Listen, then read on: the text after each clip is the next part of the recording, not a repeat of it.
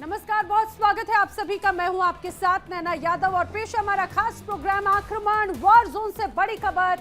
दो मोर्चे, दो जंग और दुनिया के दो डरावने चेहरे। दुनिया के दो कोनों में जंग का रौद्र रूप नजर आता है। एक तरफ गाजा जल रहा है, दूसरी तरफ रूस पूरे यूरोप को दहला रहा है, जहां इजराइल का टैंक गरज रहा है, मिसाइलें बरस रही हैं और हमास लापता है, गायब है, भूमिगत हो चुका है।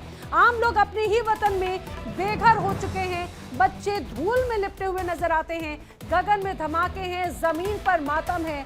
आईडीएफ का ग्राउंड ऑपरेशन अब आखिरी मोड़ पर है। मकसद साफ है, हमास का समूल विनाश। दूसरी तस्वीर देखिए, रूस की आक्रामक आंधी यूरोप में लंबी होती जा रही है। यूक्रेन से शुरू हुआ खेल पोलैंड पार करके एस्टोनिया तक पहुंच गया। ताजा मामला, एस्टोनिया के एयर स्पेस में रूसी फाइटर जेट्स की घुसपैठ। 12 मिनट तक इजराइल नहीं, इस बार नाटो की नाक के नीचे उड़ते रहे रूसी विमान। और उससे पहले पोलैंड में रूस के 20 से ज्यादा ड्रोन घुसे, जिस पर नाटो के लड़ाकू विमानों ने जवाबी हमला किया था। रूस की यह हरकतें यूक्रेन युद्ध की सीमा को खींच रही हैं और ये परख है नाटो की नीयत की, हिम्मत की और सीमा की।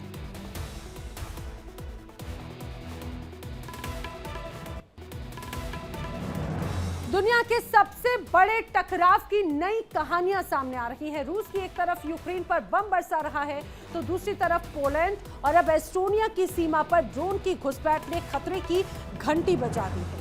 रूस ने यूक्रेन में युद्ध का दायरा बढ़ा दिया है, हर रोज दर्जनों मिसाइलें दाग रहा है और इसका मकसद साफ है कि यूक्रेन को पूरी तरह से कुचला जाए। लेकिन अब ये जंग सीमाओं से बाहर निकलकर नाटो के करीब पहुंच गई है। पोलैंड के हवाई सीमा में 20 से ज्यादा रूसी ड्रोन घुसे और अब नया मोर्चा खुला है एस्टोनिया में। यहां पर 3 रूसी लड़ाकू विमानों ने बगैर अनुमति के 20 मिनट तक एयर स्पेस में घुसपैठ।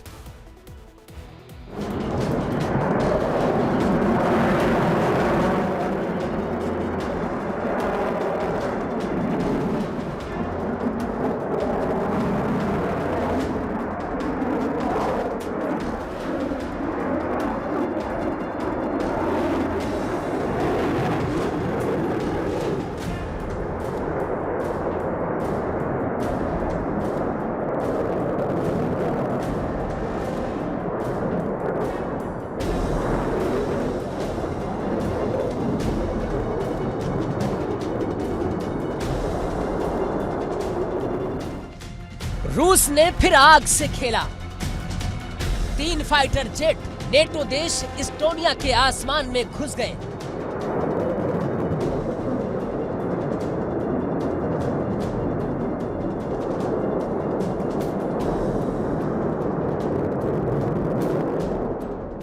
बिना अनुमति, बिना अलर्ट पूरे 12 मिनट तक उड़ते रहे, जैसे एयरबेस नहीं खेल का मैदान हो।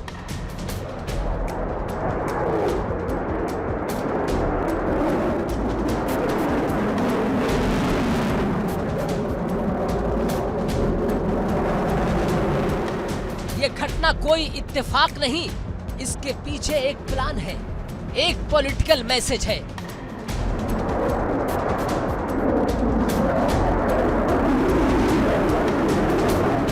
क्योंकि ठीक पहले पोलैंड में हुआ था ड्रोन अटैक। 20 से ज्यादा रूसी ड्रोन पोलैंड में घुस आए थे। नेटो के फाइटर प्लेन्स ने उन्हें ढेर कर दिया था। तो अब बारी थी एस्टोनिया की, जहां नेटो की हिम्मत को रूस ने यहां भी टेस्ट किया। जवाब में एस्टोनिया भड़का, निंदा की और रूस को चेतावनी दी। घटना वेंडलू द्वीप के पास हुई। यह इलाका टालिन से बस 100 किलोमीटर दूर है। रूस पहले भी यहां घुस चुका है, लेकिन इस बार टाइम ज्यादा था, 12 मिनट तक, यानी एक खुली चुनौती।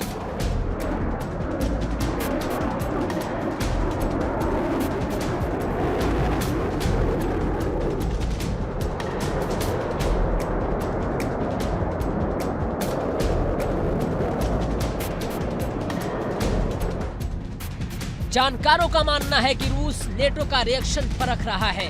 मतलब ये वॉर गेम है, साइकोलॉजिकल वॉरफेयर है। 6 नेटो देश रूस से सटे हुए हैं, जैसे Poland, Latvia, Lithuania, Estonia, Norway और फिनलैंड। यानी अगर रूस जंग चाहता है तो जंग बहुत बड़ी होगी।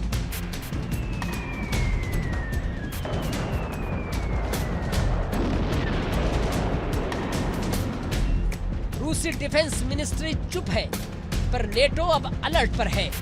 यूक्रेन की जंग अब बाल्टिक के दरवाजे तक आ चुकी है।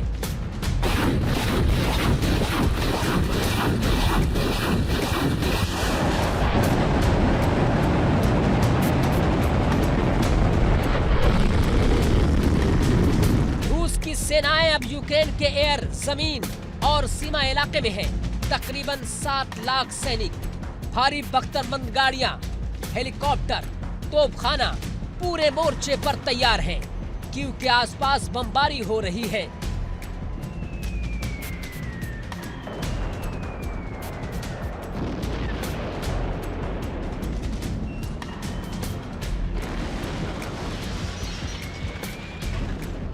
सोलोमिंस्की की ड्रोन हमले से सुर्खियों में है। जापोरिजिया में दर्जनों हमले हो चुके हैं।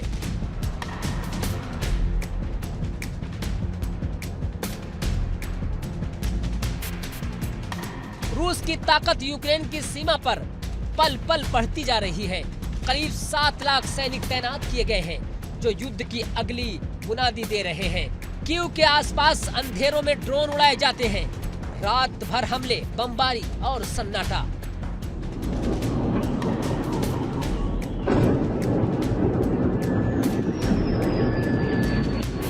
Ебать, это 4-я нахуй!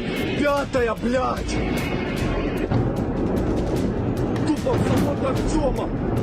Ебать, 6-ю слышу! Охуеть!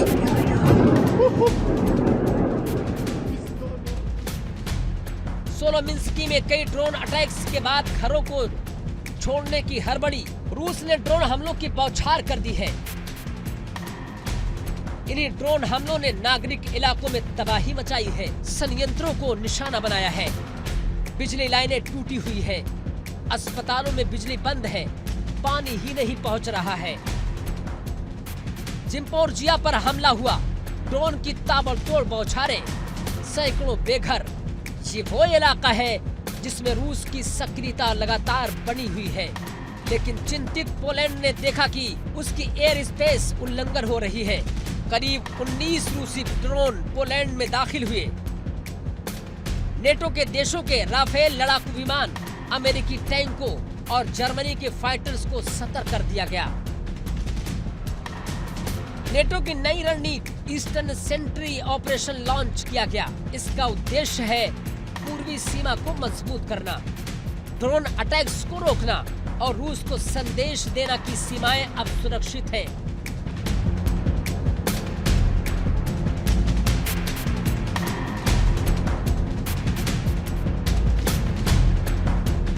युद्ध सिर्फ युद्ध नहीं, ये एक रणनीति है, प्रदर्शन है, शक्ति प्रदर्शन है और हिम्मत की टकराहट है।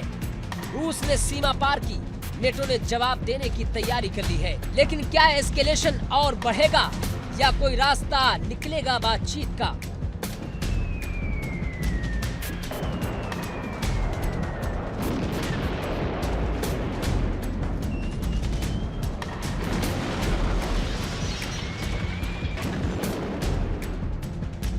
पोलैंड ने चेतावनी भरा अलार्म बजाया है। रूसी ड्रोन उसके आकाश में कुछ गिर गए, कुछ छूट गए। नेटो के देशों ने तुरंत प्रतिक्रिया दी। राफेल लड़ाकू विमानों की तैनाती, अमेरिका के टैंक और सैन्य सहयोगी भेजे गए, जर्मनी से फाइटर भेजे गए।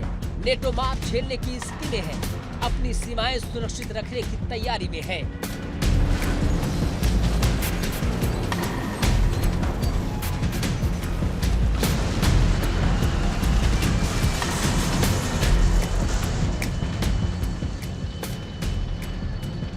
पोलैंड को उन्नत वायु रक्षा प्रणाली की जरूरत है।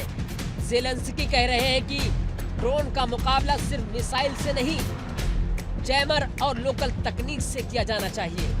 रूस इस युद्ध में परीक्षण कर रहा है, न सिर्फ यूक्रेन के भीतर बल्कि सीमा पार कर।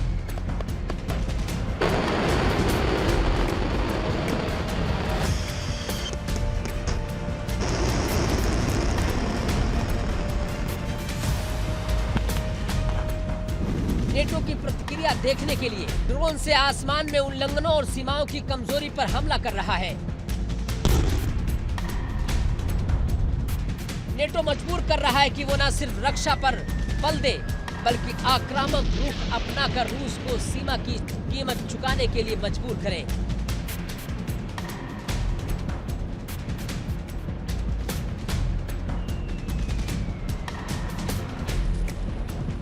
दुनिया की जंग सिर्फ हॉराइजन तक सीमित नहीं है, ये अब एक परीक्षण है। क्या रूस को अनसुना छोड़ा जाएगा? क्या नेटो सीमाओं की रक्षा पर संतुष्ट रहेगा या कड़ी प्रतिक्रिया देगा?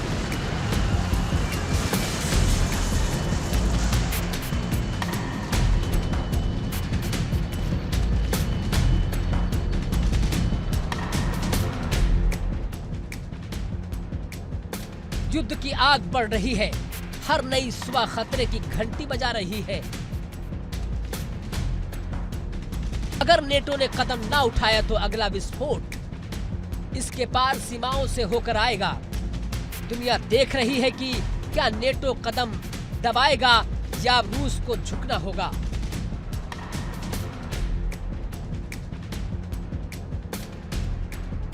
और क्या रूस चाहता है वर्ल्ड वॉर 3? क्या नेटो के सामने अब आर पार की घड़ी आ चुकी है?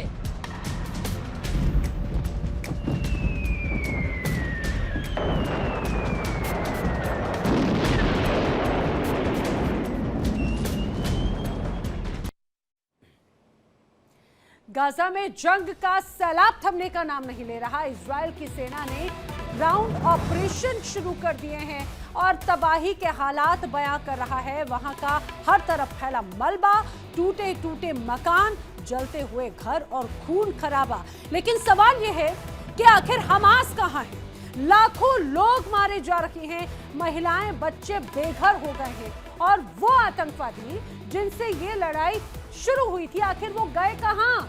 आईडीएफ का कहर तो जारी है, तो आखिर हमास क्यों चुप है? क्यों नहीं कर रहा कोई जवाबी कार्रवाई? क्या वो घिर चुका है या फिर रणनीतिक चुप्पी साधे हुए है? हमास तो यहां तक कहता था कि भाई हम लड़ेंगे, हम मरेंगे, लड़ते रहेंगे। लेकिन जब उसके ऊपर अब अटैक हुआ तो उसके सुर आखिर कहां खो गए?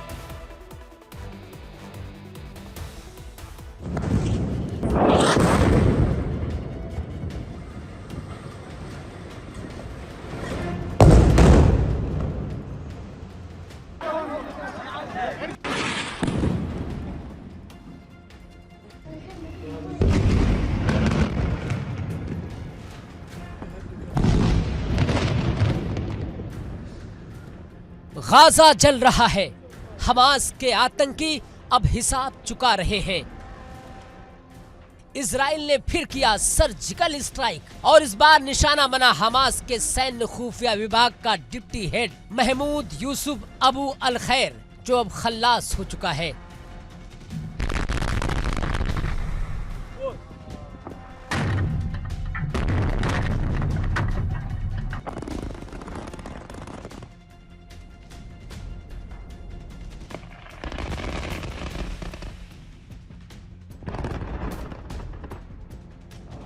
गाजा के उत्तरी इलाके में इजरायली सेना ने जबरदस्त बमबारी की और एक ही हमले में 10 खूंखार आतंकियों को जहन्नुम पहुंचा दिया।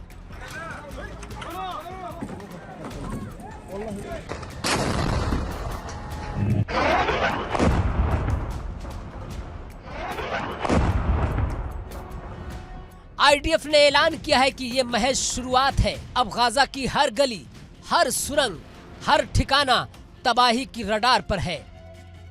हमले में सिर्फ आतंकी नहीं मरे, उनके 20 से ज्यादा टेरर ढांचे भी चूर चूर कर दिए गए।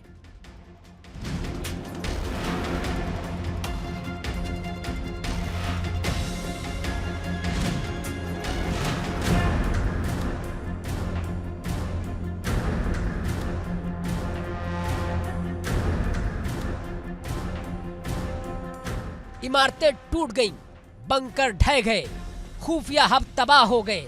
हमास की बुरेज बटालियन का ये डिप्टी हेड गाजा में कई हमलों का मास्टरमाइंड था। अबू अल खैर इजरायली सेना के हिट लिस्ट में टॉप पर था। जैसे ही उसका ठिकाना कंफर्म हुआ, F-16 फाइटर गरज उठे। गगन चीरती मिसाइलें ने गाजा को दहला दिया, आतंकी रीढ़ तोड़कर रख दी।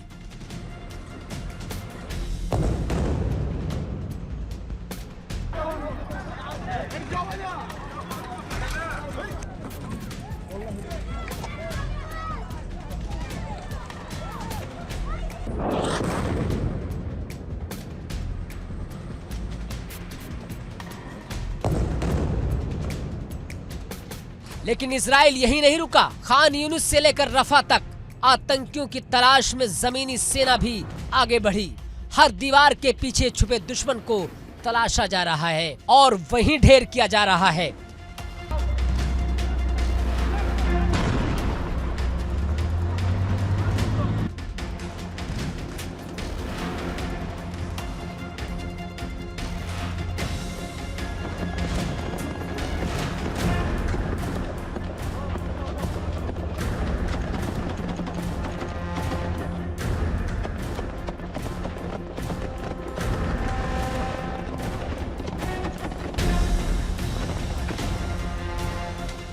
एक और ऑपरेशन चला वेस्ट बैंक के रामल्ला में। यहाँ आईएसए यानी इजराइल की इंटेलिजेंस एजेंसी ने बड़ी जानकारी दी।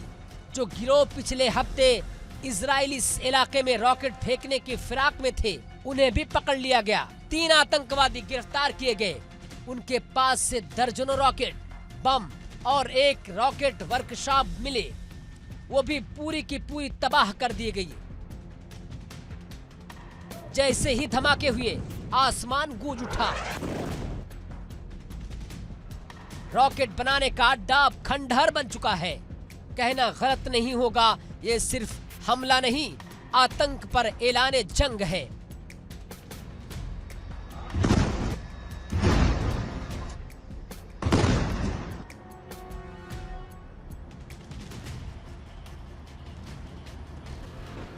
इजराइल का साफ संदेश है कि जहां से एक गोली चलेगी, वहां 100 मिसाइलें बरसेंगी। जो रॉकेट उठाएगा, वो रॉकेट समेत दफनाया जाएगा। गाजा में अब हमास का बचना नामुमकिन दिख रहा है। टॉप कमांडर मारे जा चुके हैं, इंफ्रास्ट्रक्चर खत्म हो चुका है और अब मैदान सिर्फ तबाही बाकी है।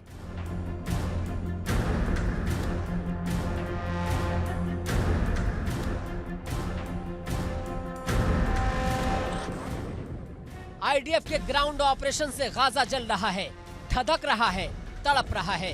बमों की बारिश थमने का नाम नहीं ले रही है।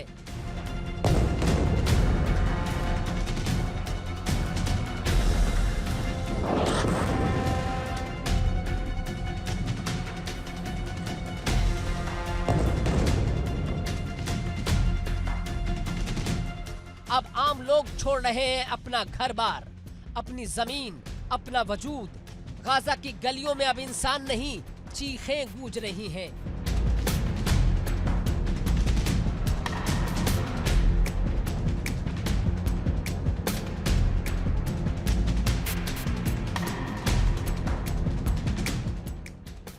हर ओर सिर्फ राख, खून और मातम पसरा है। और सबसे बड़ा सवाल, हमास अब क्या करेगा? डटेगा या भागेगा? और गाजा में पलायन यानी कि एक नरसंहार की शुरुआत हो चुकी है। हजारों लोग घर छोड़कर निकल पड़े हैं। पलायन करने वालों की लंबी लंबी कतारें दिख रही हैं। कंधे पर बच्चे, हाथों में बैग, आंखों में डर। न रुकने की जगह है, न जाने की मंजिल। क्योंकि आईडीएफ कह रही है कि निकल जाओ वरना मिटा दिए जाओगे। और लोग निकल रहे हैं, टूटी सड़कों से, जले हुए मोहल्लों से, मौत की आहट के बीच। एक पल में पूरा परिवार खत्म हो रहा है।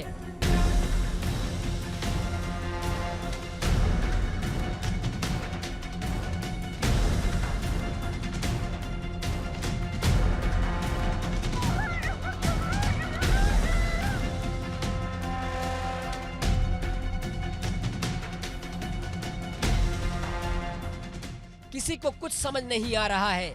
सिर्फ एक बात समझ आ रही है कि जिंदा रहना है तो भागो।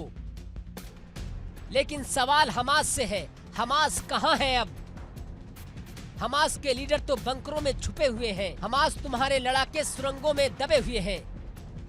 हमास बोलता था इजराइल से टक्कर लेगा, लेकिन अब खामोश क्यों है? तुम्हारी वजह से गाजा का हर बच्चा बेघर हो गया। हमास की जिद की कीमत अब आम लोग चुका रहे हैं। आईडीएफ का कहर जारी है और हमास चुप है। इजरायली टैंकों की गरज सुनाई दे रही है। F-16 बम गिराए जा रहे हैं। स्पेशल फोर्सेस बिल्डिंग दर बिल्डिंग क्लीन कर रही है। हमास के ठिकाने उड़ाए जा रहे हैं।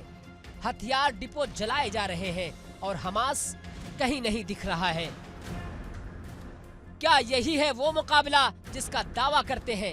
अब न रॉकेट चल रहे हैं, न बयान आ रहे हैं, बस आम लोगों की लाशें बिछ रही हैं।